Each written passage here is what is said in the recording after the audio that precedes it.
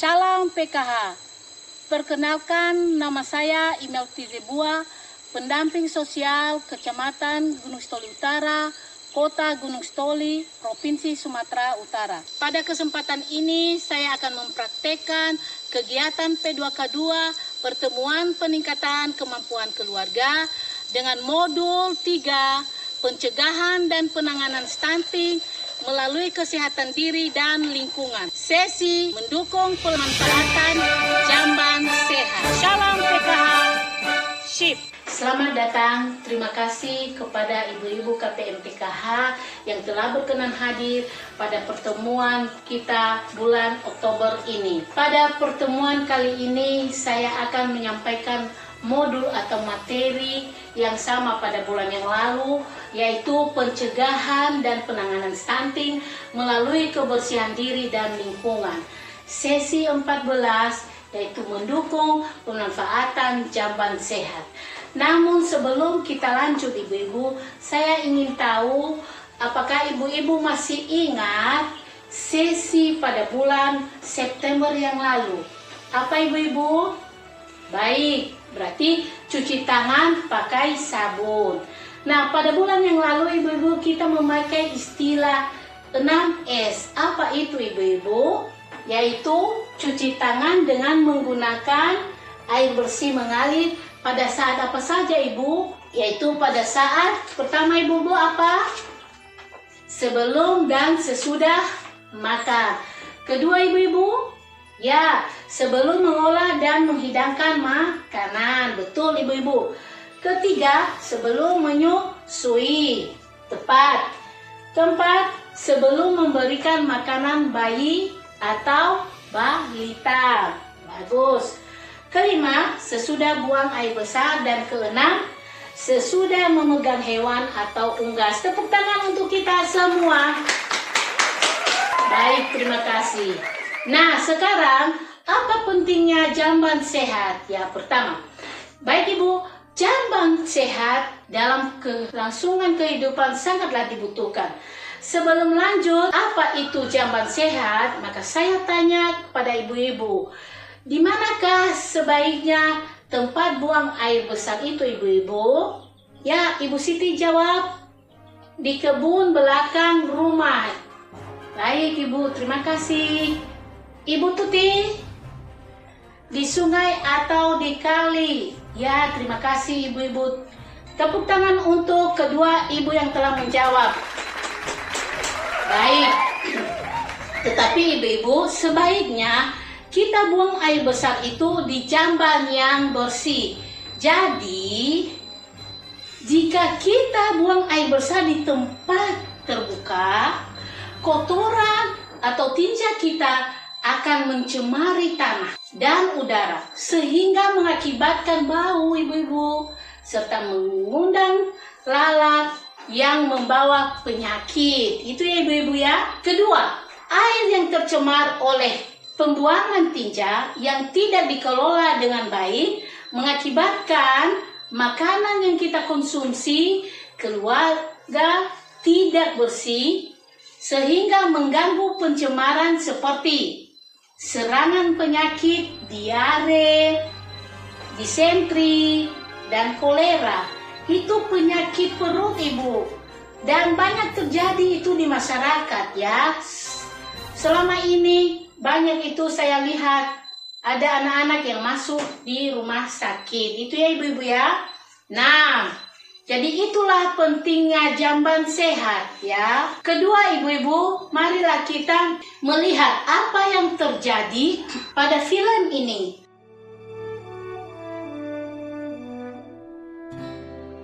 Baik ibu-ibu, dari cerita film yang telah kita lihat tadi, ada sekelompok anak-anak yang bermain di halaman dan ada anak-anak yang tiba-tiba kebelet dan dia buang air besar di sembarang tempat. Dan dia tidak menggunakan air. Apa yang terjadi? Dia menggunakan daun untuk membersihkan dirinya. Nah, apa yang terjadi? Tangannya pasti itu berkuman. Dan dia memegang temannya. Dan berkembanglah kuman-kuman itu. Dan apa yang telah kita lihat tadi? Anak-anak itu masuk di puskesmas atau tempat pelayanan kesehatan. Jadi itu akibatnya apabila kita membuang air besar di sembarang tempat, Ibu-ibu ya. Nah, berikutnya kriteria jamban sehat itu. Mari kita lihat flip chart 37. Yaitu, nah, ciri-ciri jamban sehat itu ini, Bu ya. Yang pertama, yaitu jarak 10 sampai 15 meter dari sumur atau sumber mata air, yaitu tidak mencemari sumber air bersih. Paling sedikit itu 10 sampai 15 meter dari sumber mata air bersih, ya Ibu ya. Kedua, tersedianya sabun, air bersih, dan lap. Ketiga, lantai kedap air dan landai miring ke arah lubang pembuangan. Keempat, kotoran tinja tertutup, ya, tidak menyebar kemana-mana, Ibu-ibu.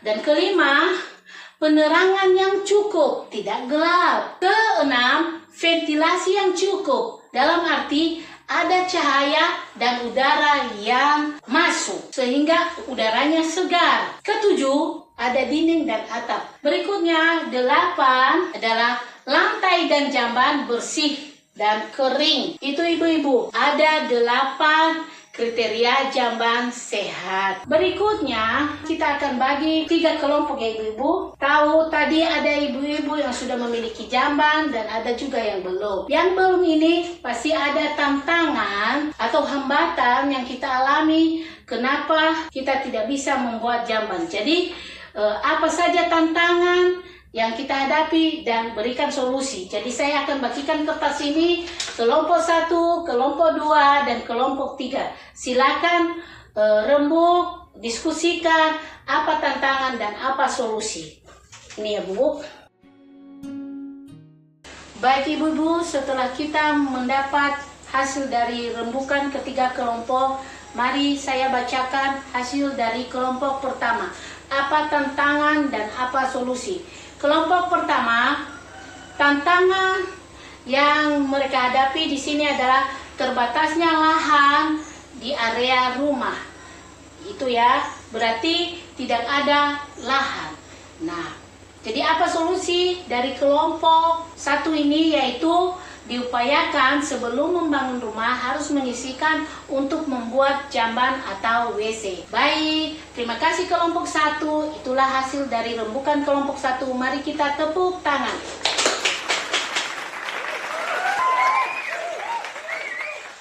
Kedua, kelompok kedua. Mari kita bacakan kelompok kedua, yaitu tidak memiliki biaya yang cukup untuk membuat jamban sehat. Itu ya, berarti tidak ada biaya. Baik, apa solusi yang mereka buat di sini? Yaitu membuat jamban sederhana dari bahan kayu atau bambu. Baik, terima kasih kelompok 2. Tepuk tangan untuk kelompok 2.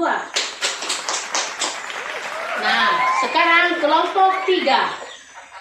Tantangan dari kelompok 3 yaitu terbiasa buang air besar di kolam, sungai, atau kali sejak kecil ya. Itu tantangan mereka ya.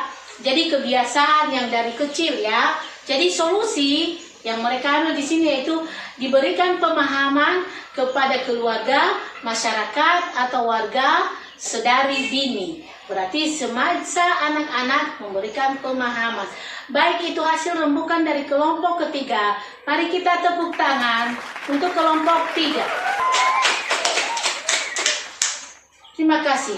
Jadi untuk mengatasi tantangan menggunakan jamban sehat Ibu-ibu, beberapa hal yang dapat dilakukan untuk memiliki jamban sehat itu yaitu pertama, membuat jamban sendiri jika mampu, dan berpartisipasi dalam arisan jamban bersama warga lain yang belum memiliki jamban sehat. Yang kedua, bersama pemerintah dan warga melalui jamban umum sekaligus membentuk kelompok pemeliharaan jamban. Nah itu ya, kalau misalnya sudah ada jamban yang dibuat oleh pemerintah, marilah bersama-sama untuk menjaga kebersihan dan memberikan layanan pemeliharaannya ketika mengajukan bantuan jamban dari pemerintah pusat yang disalurkan melalui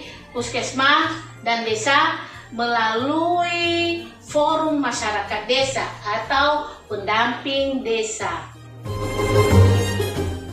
Demikianlah pertemuan kita pada bulan ini. Semoga apa yang kami sampaikan dapat bermanfaat bagi kita semua. Mari kita menggunakan pemanfaatan jamban sehat untuk mencegah berbagai macam penyakit yang bisa mengakibatkan anak stunting.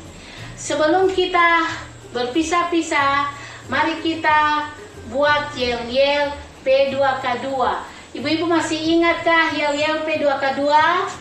Ya, masih. Baik, mari kita lakukan.